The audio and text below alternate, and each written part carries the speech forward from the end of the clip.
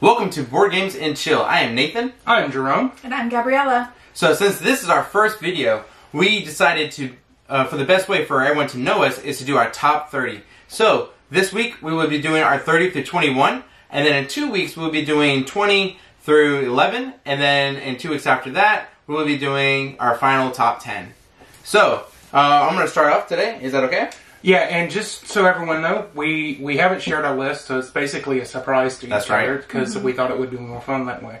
And we're going to be doing publishers and designers. So if we get some names wrong, forgive us, give us a little leeway because we, you know. Definitely. Yeah, that is also mostly going to be them because I failed to write down publishers and designers. I'm just going to wing it, okay? That's how we roll, you know? Mm-hmm. All right, so my number 30 is Azul by Plan B Games. The designer is Michael Kingsley. He's one of my favorite designers. He created a lot of the games probably on this list as well. I kind of cheated in this, so I hope you guys forgive me. But I did all the Azuls because I couldn't choose. Azul first came out in 2017, then the following year, 2018, and the following year after that, 2019. Total plays for me is around 45 plays, actually. So it's one of our favorites. We played the first Azul. Of all three games? Yes, that's a grand total. Yeah. All of them, damn. I say we played the first one the most, though. Oh, yeah, we played that 30, and then the third one we played 10 times, and then the second one we played 3 times. Mm-hmm. But my favorites so far is probably the newest one, then the middle one, and then the first one. Mm-hmm. So 3, 2, 1. Yeah, pretty much. And it's a beautiful game, and the components in it are fantastic. I agree. Yeah, the little tiles. Yeah. It's really, really nice. I do weird things. I just put my hand inside the bag and just like, get that textile feel. Yeah. Hear the little sound of the acrylic, you know. All right, Jerome, you want to go next? Sure, I'll go next. My number 30 is Clank. It was produced in 2016 by Renegade Studios and was designed by Paul Dennen. Don't give me that. It's fine. It's a good game. Clank is a deck builder, but it's a competitive deck builder, and it's kind of a dungeon crawl. You literally go into a castle, and then in the dungeon below it, trying to steal treasure before the dragon comes after you. Yeah, it's one of the first popular deck builder with a board game. That one and Tyrants came out around the same time, but Clank just blew off and. He's a little salty about that. I'm a little salty about that because I really like Tyrants. I played it a few times at CMON Expo a couple years ago, and I fell in love with it. I really enjoy it because deck builders are my favorite, and yeah. Good. Gabby, 30 please. My number 30 is Unfair. Awesome. So Unfair is a great game. I actually did get to play with the designer at Gen Con in 2016. Oh, that's dope. So that was really awesome. My husband that year was working in the CMON booth. And I just went to tag along and enjoy the expo. So he was definitely a little jelly, but yeah. Anyways, yeah, Unfair was really fun. You actually got featured on the Kickstarter because you're the first person to paint the little first player token, which is the people in the roller coaster. So that was really cool too. Yeah, that was awesome. I forgot about that. Yeah. All right. Yeah. So my number 29 is Kingdom Death Monster. That's by Adam Poots, and then his company is called Adam Poots LLC. But everyone just knows that as Poots. By the way, that's a shame that it's number 29. For as much as that game cost, that should be in your top 10. Oh, I know. But so I love Kingdom Death. I love how it's like that dark fantasy. There's not a lot of games that are dark fantasy. Everything's family friendly. So this is not family friendly at all. And that's what I enjoy about it. But the one thing is setup. We have to leave that game on top of the table, so it takes up a huge amount of space, and then. We have a pretty big table. We have a 4x6 playing area.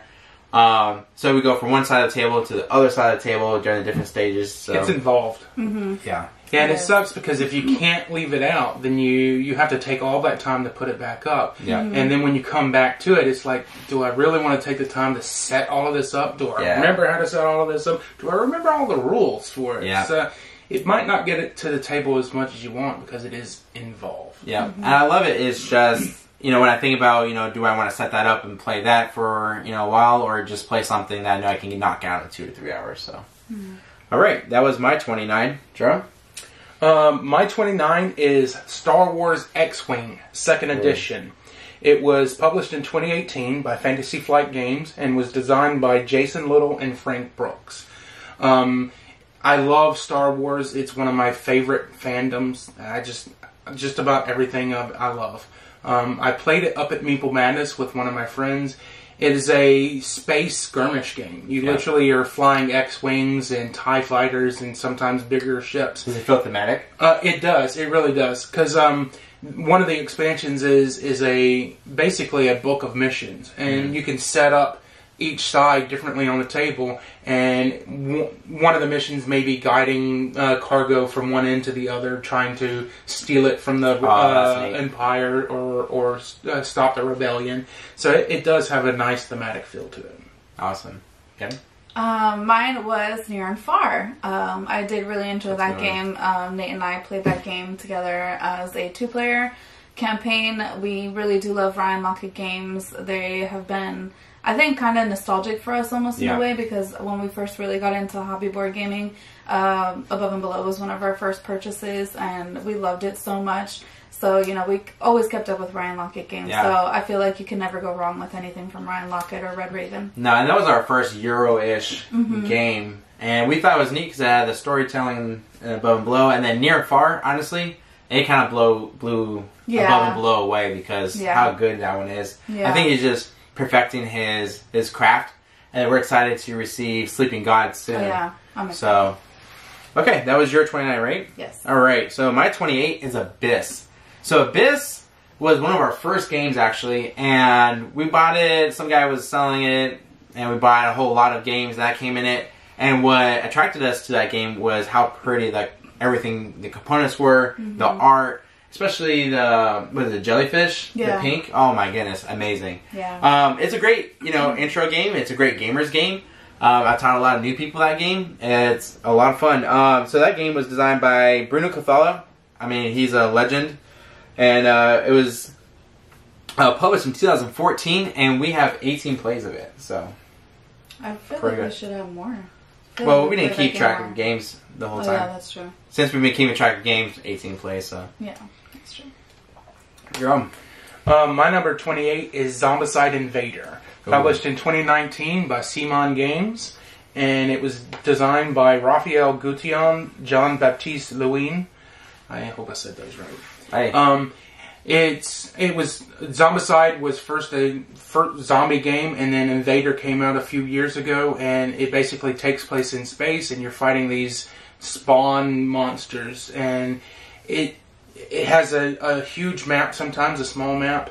You're just doing missions, fighting these zombie-like creatures, trying to survive. I like that you have multiple missions throughout the game that you can do. Simon, over the last year, has been releasing new missions online so that you can have extended content.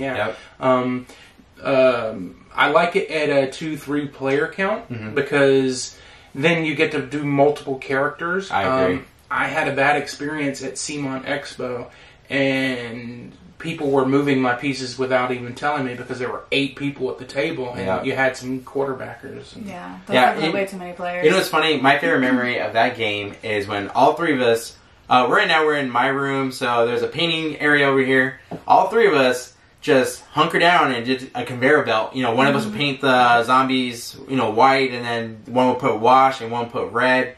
And it was just a lot of fun. And we knocked out, the core game and assembly line, exactly. And, one night, just, having fun, chit-chatting, and having a good time.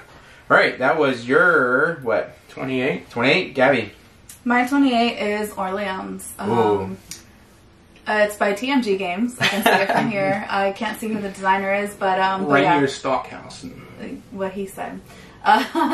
So that's definitely one of my favorites. It doesn't get to the table as much as I would like to, but I definitely do like that. We got some nice upgrade component bits for them. Bits, the geek bits. So that was really exciting when we got that because that was when we were playing the game a lot. Definitely a hit. Yeah, on my 30th birthday, we played that game back to back to back to back.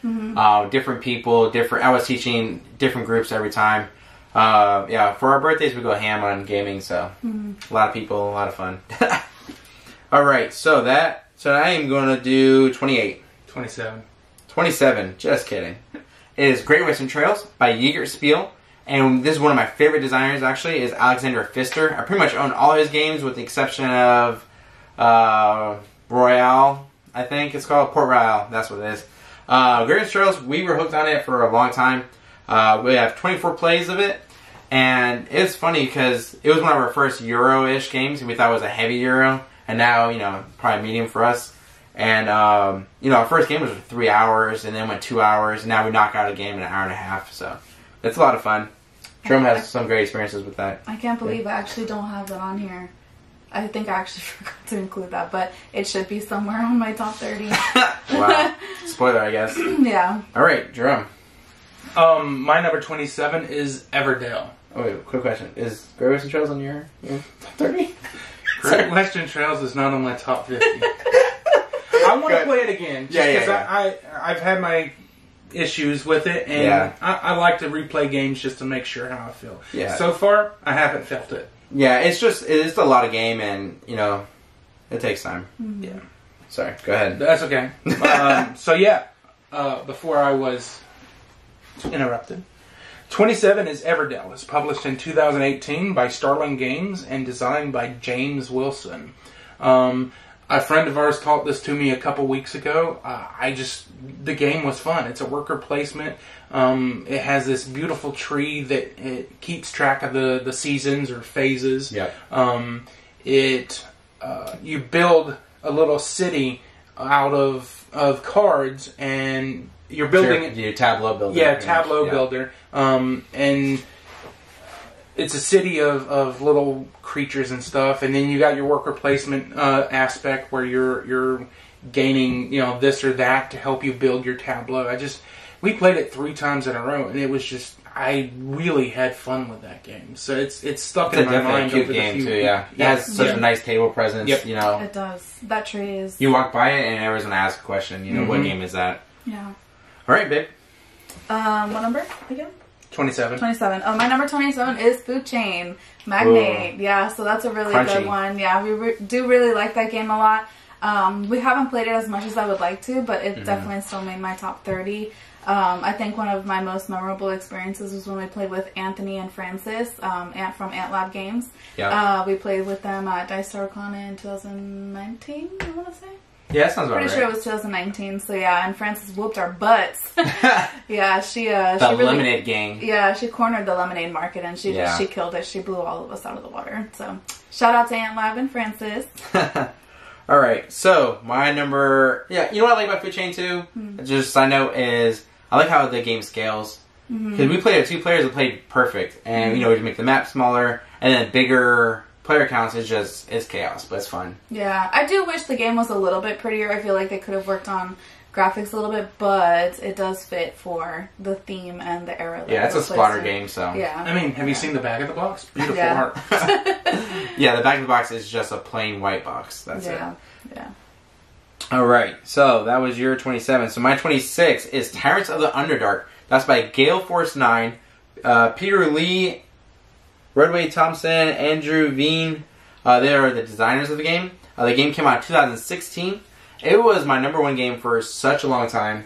I have 47 plays of it. I was addicted. I love it also came out around the same time as Clank, and it's a deck builder with a board. It had area control. So it's a completely different game. It's just people compared it because it was deck builder with a board. But that area control aspect is amazing. I always tell people, you know, it's pretty much, you know, 60% area control, 40% deck building, and have this cool mechanic which was used in a different game before. Oh, Valley of Kings used to do it, or they still do it, where when you burn cards or discard them out of the game completely, you actually put it into the promotion tile, and then at the end of the game, you receive victory points for those. So when you discard cards, you know, they are powerful, so you want to use them, but, you know, you want to put them into the promotion pile so you get more victory points. So it's a lot of fun. I've taught it to a lot of people. Yeah, I gave that game to you for your birthday. Remember that? Oh yeah, I was sleeping. Yeah. There's a longer story to that, but we won't talk about it here. Yeah. All right, go ahead, Jerome. 26 for me is Arkham Horror, the 3rd edition, the board game. Solid. Published in 2018 by Fantasy Flight Games, designed by Richard Launius, Nikki Vales, and Kevin Wilson. Just like most of Fantasy Flight's Lovecraft mythos, Cthulhu mythos, the game is just solid. You know, You take on the role of investigators. It's a co-op game, so you're all working together to figure out clues and try and stop cultists or what have you from summoning a monster or doing whatever they do to do what they do. Yeah, Fantasy Flight really nails down the theme. Yeah. And the world building. You know, that's their part of their Arkham files. So all the investigators that are in that game, you know, they cross over into Mansions of Madness and the LCG game, and it's we awesome. were talking about it the other day, and I like that they're similar games, but they're different. None of them feels the same. So it's most definitely. Yeah, especially Arkham Horror is a combination of Eldritch. You know, they combine everything that they learned and put into that game, and it's really solid. Okay, Gabby. My number 26 is Via Nebula. That I know is a Martin Wallace game because we have Martin Wallace fans in this house. Yes. And that one is from Space Cowboys. I do remember that. So I do really like that game. It's a really cute, pretty game. Gorgeous. Yeah, but it has really good mechanics with it. I mean, as with all Martin Wallace games, it's like a pickup and delivery. Right? Yeah, it's like route building because you have to get the resources from one spot to another spot. It's a super underrated game. Yeah, and it's one of his lighter games, but it's a good intro to his train games eventually, and it's solid. Definitely. Okay, so that was your 26. My 25 is Heaven and Ale. So, like I said, there's a Jägerspiel. You'll see a couple of those on this list. And Michael Kingsling, you're gonna see him a couple times more. And Andrea Smith, her and I, we played it around 20 times, and we played it at 2 players, 3 players, 4 players. All player counts is great. And they scale the game, you know, shorter rounds with 2 players because you go basically with rondelle kind of thing, and there's certain spots. So at a 2 player, there's obviously more open spots, so they make the game shorter because you're doing as many actions as you would probably do in a 4-player game. So it scales really well. The theme is fantastic. I love the beer theme with monks, and we play monk chant music, and you know the game's really intense, so the monk chant music kind of just woo-saw us, you know, a little bit. So yeah, that game is it's on my top 32, but higher up. Wow. Spoiler. Okay, go ahead. Oh, hang on, I got away from my list. I was trying to see when I first played that game, because I thought it was one of the first y'all showed me. Probably. When I started gaming. Because we're crazy, so. I mean, it felt fairly easy for me to learn. It had some nice tactics, and some stuff with the board that I had never seen because I was fairly new to gaming. So I enjoy that game as well. Awesome. My number 25 is Dune Imperium. Ooh. It was released in 2020 by Dire Wolf and was done by Paul Denon, who also did Clank. Oh, cool of the new, huh? Yeah. I like deck builders. This is a deck builder. I like worker placement. This is a worker placement game. That's both worlds, yeah. Yeah, it's based on the Dune book series, though this has themed more towards the new movie that's supposedly coming out this year.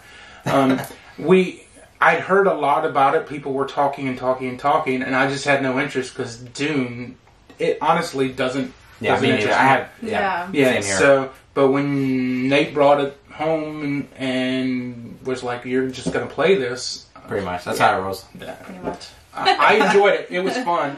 It was a bit stressful because it's as a worker placement. You know, you need to go to some of these places, and 3 times, you know.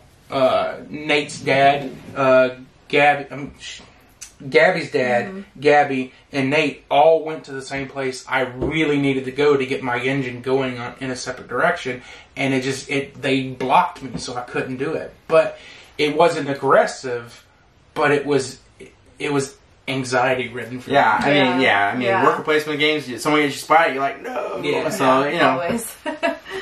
Definitely. Okay, you want to do yours? Yep. My number 25 was Lisboa. So that heavy game, girl over here, huh? Yeah, definitely hitting some of the heavier games. But yeah, I do really love that game. We've only played it 2 or 3 times. Yep, that sounds right. Which, you know, kind of surprising to play a game so little, but make it to my top 30. That's just because, honestly, I really did enjoy the gameplay and how it played. It was very smooth, even though, like, one action can lead to another action that can lead to another action. Like, everything is just very smooth. A typical Vital game. Yeah, definitely a typical Vital Lacerda game. So, yeah, definitely one that had to make the top 3. Yeah, and I don't blame you at all, because that game, for it being as a heavy year as it is pretty thematic. You know, what happened was it was in Portugal. Something happened. Yeah, it's like they had an earthquake, and then volcano happened, and whatever disaster, tsunami. They were building up. It was all that one year. So your goal is to recreate that city. And let me tell you, I have not won one game against her yet, but and the game is absolutely beautiful. I've not played it, but Nate showed it to me a couple weeks ago, and the art is just stellar. And every piece is just, the art is thought out and beautiful. Yeah, Ian O'Toole, he does a really good job with laying out the board. I know I heard on a podcast one time, I think it was Heavy Cardboard, and I think he may have a promo card from them as well. But, you know, he lays out the board, and he stacks up the chips and cards to make sure you can see everything. He just does a great job, above and beyond. Okay, that was your... 25. 25. No. So 24. You're on 24. Oh, yeah. I am on 25. Just kidding. Okay, I'm on 24. I don't make mistakes. He had to rewrite his notes, because, yeah. Yeah, it was a little sloppy. But that's all right. All right, so Mansion of Madness. So another Fantasy Flight game, another Nikki Valens game, 2016. And we played it 14 times. You know, it's a bit of a long game, but we enjoy the long games as long as it's thematic and we're entertained and it doesn't feel long. Mansions does that perfectly. It's app-based. So, you know, music's playing, they have the voice actors, it's fantastic. Yeah. We have a lot of fun. We play, you know, mainly, you know, during Halloween time, and sometimes whip it out during the year, so it's a lot of fun. I house sit when they're gone, and I like to play it solo. You do multiple characters. Yep. I like that the board is completely set up and done differently than like Arkham Horror, the board game. Yep. You know, it's completely different, but it has that same spooky, dark investigator noir feel to me. I dig that game. Yeah, I agree. That noir, definitely. Rita Young is my girl. Oh yeah. The runner. Go ahead. My number 24 is Star Wars Outer Rim. Ooh. Published in 2019 by Fantasy Flight Games by Corey Konitska, and Tony Fanchi. Outer Rim is a pick-up and delivery game. It's got this cool board that has an arc, and each... Like a horseshoe, yeah. Yeah, like a horseshoe. And each portion of the board has multiple planets that you could stop at and space points.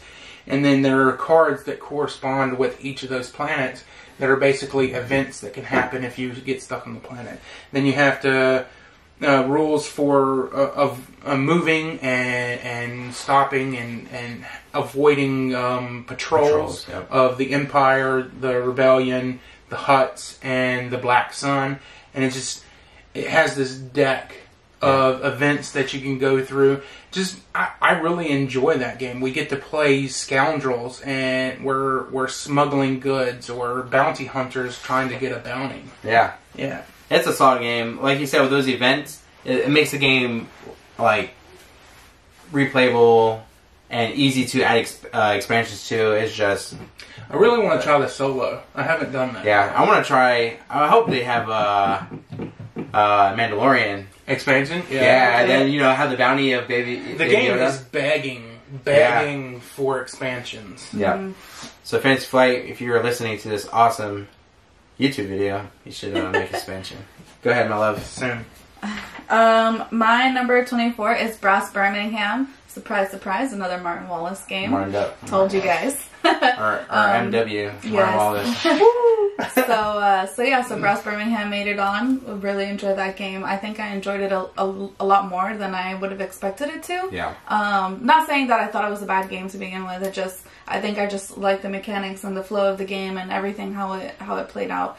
And we also got the Iron Clay chips for the game, which was really awesome. We even backed the extra thing on Kickstarter. Roxley, yep. So that way we can get like a full, the nice little box set and So with that game, Brass Birmingham, I bought the retail version and I was like, oh yeah, this is gonna be awesome. I played it. It was awesome. I'm like, man, I really want that Kickstarter, because the Kickstarter for some reason has had a bigger box to fit the clay chips in. So I immediately sold my brass and went online and found a Kickstarter version, and I bought it, and now no regrets. Yep. Love it. Okay, so I am 23. Okay, another Fantasy Flight game. Rich Alanius, Nikki Valens again, Cameron Wilson. The game came out in 2018, and I've done 9 plays. So just like we talked about before, there's not much more I need to add. It's just a fun game, and I enjoy everything about it. Even all the what's awesome with this game is all the expansions just adds more. You know, it's not adding it's not adding much complexity or new rules or a new mode, just more, and that's all you ever want in that game. Agreed. So more scenarios, more stories. My number 23 is Blackout Hong Kong. It was produced in 2018 by Eckert Spiel and Alexander Pfister. My boy, see? I think he's going to be in here. I think this is probably one of my first Euro games that you guys showed me, and just, I like that it's, what do you call it? Multiplayer solo. Multiplayer solo. I love those. Multiplayer. Yep. You know, we don't have much interaction with each other, so there's definitely no take that, no aggressive stuff. But the game basically takes place in Hong Kong when there's been a blackout, and we're trying to get enough food to people, get enough water to people, medical supplies, try to get the power back on, and just step by step by step, you're involved in every step of that game, and it's so fun. Yeah, what blows my mind about that game is a lot of people say, "Oh, the game is not thematic." I'm like, you have to put yourself into the game, and I think the game's thematic. The game feels very thematic. I mean. Yeah, I agree. All right, love, go ahead. My number 23 is Royals. Ooh. Yeah. I knew that she was going to put this on there. What a cutthroat game. Yeah, I do really love Royals. It's really good area control, deck, not more set collecting than deck building. But yeah, so I really enjoy that game. I think it's a really great intro game for new gamers to learn what area control is and even set collecting. It's a Dice Tower Central too, so it is. That means it's pretty good. Yep. So yeah, and our friend, I remember Vernon Dixon showed us that game. Yeah, he did. That's right. We used to play games at their house, and for some reason, whenever I'm at home, I always win the games. Then I go to their house, I lose every single game except for Tyrants, and that's why I think it shined to me. Yeah. All right, so my 22 is is Dune also. Shocker. I don't call you Cole Neal over here, but Wait, your number 22 is Dune? Yeah. Yeah. Oh, that's my number 22 too. Oh wow. My 22 too. Okay, we'll share our 22. So Dune, like we talked about before, it's an awesome game. I played it. I went to my local game store, Level Up, and we had like a little gaming event, and I played it twice, and I was like, man, I have to pick up this game. So I picked it up. Lucky, I got it at the local gaming store, and they had a promo card. I brought it home. I'm like, all right, guys, I'm showing you guys a new game. Boom, and they just fell in love. So all of us just. We really did. Even my dad, he's like 64. He was playing it with us. He was playing it with us, and he even enjoyed the game very much. We were making spice and water jokes like for the rest of the time that he was here. So yeah, it was a good game. Yeah, and he's never really played games before, so I was able to teach him, and he understood, and we played. So good, Jerome. I've got to add that. If you look at the game, it's not that impressive to look at. Yeah. I mean, it has some components that are like, meh. Yeah. They're nothing to write home about. But that gameplay is done. It's awesome. Yeah, definitely. My number 22 is Heroes of Terranoth. Nice. 2018, it was published by Fantasy Flight Games by the Sadler brothers, Brady and Adam.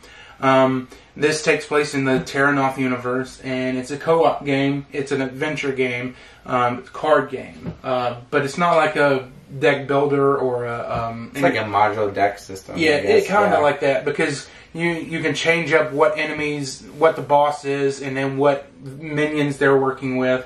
Then you use your heroes, and you just have 4 cards, and these heroes have each of these cards does a different action to help you fight the minions, and then. Nate has this huge map, and it's fucking beautiful. Just gorgeous. It's awesome. We use it for other games, too. Yeah, we do. And just with everything together, it's pretty thematic as far as I'm concerned, because you feel like you're fighting these monsters. Definitely. I really like that game. I like it best at 2 players. I think it's kind of like, almost feels like a deck builder, where it's like the less players you have, the better chance you have of winning and having fun. So, okay, that was your 22. Sweet. So now, since Gabby already did her 22 with me, with Dune as well. Okay, my 21 is Paladins of the West Kingdom by Renegade Games, Shem Phillips. And I played it 6 times. This is my first entry to Shem Phillips games. I always heard good things about it, but it's always, you know, the Raiders of the North Sea, and it always compared to, what's it called? That Champions game. Midgard. Yeah, Champions of Midgard. So, you know, we already invested in Champions of Midgard, so we kind of disregarded it a little bit. But I heard such good things with Paladins of the West Kingdom that I decided to pick it up, and the game's fantastic. The way that you teach the game is awesome because the board is divided into 2. Mm-hmm. So you teach this one side where it's kind of like your own worker placement area, and then the other side is kind of like going out in the field. Mm-hmm. It's a really fun game. I like that. And I picked up, what's the other one called? Viscounts. And we haven't tried it out yet, but I'm hoping soon. Viscounts. Gotta say it right. Alright. Go ahead. My number 21, we're on 21, right? Yes. Oceans. Right. It was published in 2020 by North Star Games. It was designed by Nick Bentley, Dominic Chapatets, I'm sorry, Ben Goldman, and Brian O'Neill. What style of game is it? I mean, it's a card game. It's competitive. Yeah, it's kind of like a tableau. Yeah, definitely. Basically, it's kind of on the line of Evolution, right? Yeah. Where it's taking place under the sea, and you're building these underwater animals and giving them different traits to do different things, and each person is building their own type of animal.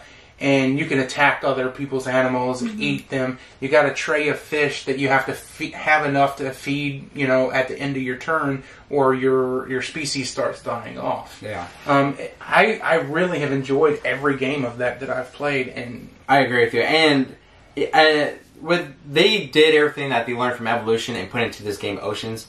I was not a fan of Evolution at all. I saw the Kickstarter for Oceans. I'm like, man, that art is awesome. I love water. I'm from South Florida, so, you know, I love the ocean, and I was stationed in Hawaii, so I love, you know, everything ocean. And I didn't back the Kickstarter. Instantly regret it once I started playing it, and I ended up buying a Kickstarter copy. And the game is beautiful. He would not let it down. He's like, Gabby, I need Oceans. Gabby, I need Oceans. I just need to get it. Yeah, I remember I was out doing going from shop to shop one day, and he called me or texted me, and he's like, "Hey, does Meeple Madness have Oceans? What does it look like? How does it look? How much is it? Is it available?" And then I went to Level Up. He's like, "Is it there? Do they have it? How much is it? Is it available?" It's like, yeah. So didn't we get it traveling? Huh? Didn't we get it when we were out I have no idea. I don't remember. I think y'all brought it back from Florida. Yeah, we brought it back from our Florida trip. Yeah. I remember. Oh, yeah. We stopped at that random one in North Florida. And I will say the game can be a little aggressive, but it's not too much that it's overbearing for people. Yeah, you have to pay attention because you really effectively affect people on your left or right or just around. You're playing 2-player, you know, it's just your effect. Like if I have 3 fish, you know, Gabby's on the left, so she'll affect that one, and Jerome can attack this one, but the middle one's safe. So it's a lot of fun. It's good. Yeah. Good. It is a good game. And my number 21, last one for this video, is Nemesis. So that one, I know it's way higher up on their list, but for me, it's my number 21. The disrespect. I'm sorry, there's, I guess, 20 other... Yeah, Gabby. Of course. It still made my... Wow, that's fine. I'll take it. Just kidding. Can I have it? Go ahead. So we really love Nemesis in this household. We'll get more into it when they want to talk about it. How do you know it's on my list, Gabby? Oh, please. I'm pretty sure it's definitely in the top 5, if not number 1. So yeah. So we'll get into it, but that's an amazing game. It's basically aliens in a card game in AVP. Yeah, the game is fantastic. So basically, the best way and the way it's meant to be played is semi-cooperative. So we all have to work together to make sure that the ship is going to Earth and it goes there in one piece. So there's a lot of ways to lose the game. Very little ways to win the game. Very true. But it's a lot of fun. So you kind of have to trust people because you can't do everything. You can't check on the engines. You can't check the coordinates where it's going. you know, so you have to kind of count people like, okay, is that real? You know, is that really working, or are you lying? Yeah, you kind of can't really trust them either, though, because in the game they have personal and corporation objectives. Yeah.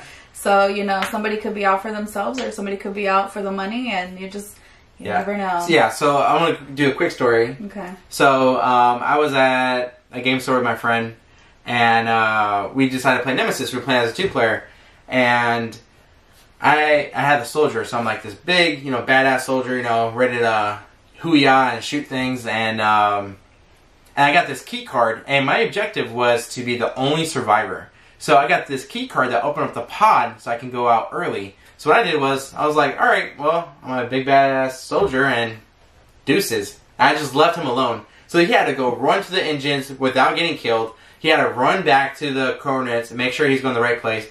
And he did all that. I was like, oh man, I'm just watching this whole time. I'm enjoying every minute. And then he finally goes to the hibernator room, and you have to roll to escape. And if he rolled any other number besides 4, he would have won. He rolled out 4, that queen came in, just died. And I was so happy. I jumped up in joy. You know, I only played for 2 rounds, but it was amazing. I think that's one of the great things about that game. And I'm only going to say this because it might be on my list, and I'll talk about it more then.